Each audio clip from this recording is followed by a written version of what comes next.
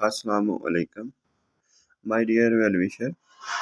جب یہ سوال کیا جاتا ہے کہ اردو کا پہلا افسانہ نگار کون ہے تو ہمارے ذہن میں 3 نام آتے ہیں: راشد الخیری، سجاد حیدر یلدرم، سلطان حیدر جوش۔ تو ڈاکٹر معین الرحمان نے سجاد حیدر یلدرم کو اردو کا پہلا افسانہ نگار کہا اور ان کے افسانے نشے کی پہلی ترنگ کو اردو کا پہلا افسانہ کہا۔ لیکن بنیادی طور پر دیکھا جائے تو نشے کی پہلی ترنگ ترکی زبان کے رسالے ثروت فنون سے ترجمہ کیا گیا ہے۔ اس حوالے سے دیکھا جائے تو یہ پہلا طبع زاد افسانہ نہیں ہے، یہ افسانہ خلیل رشدی کا ہے اور اس کا اعتراف سجاد حیدر یلدرم نے خود بھی کیا ہے۔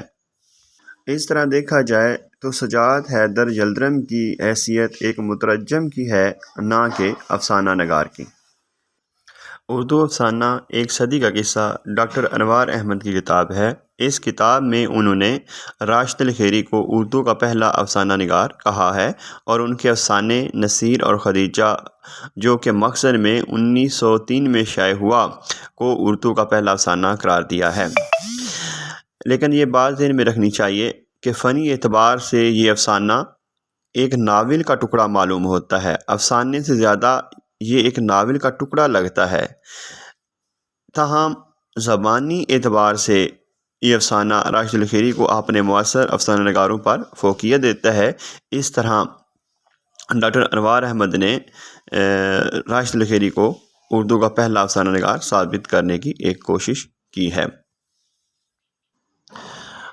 ڈاکٹر سید وقار عظیم نے سلطان حیدر جوش کو اردو کا پہلا افسانہ نگار قرار دیا ہے، لیکن ان کے دوسرے افسانوی مجموعے جوش فکر کے پبلشر حاجی محمد طیب نے اس کے پیش لفظ میں لکھا ہے کہ سلطان حیدر جوش نے افسانہ نگاری کا آغاز 1904 میں کیا، لیکن ڈاکٹر انوار احمد نے مختلف حوالوں سے یہ ثابت کیا ہے کہ سلطان حیدر جوش کی کوئی تحریر مخزن میں 1907 سے پہلے شائع نہیں ہوئی۔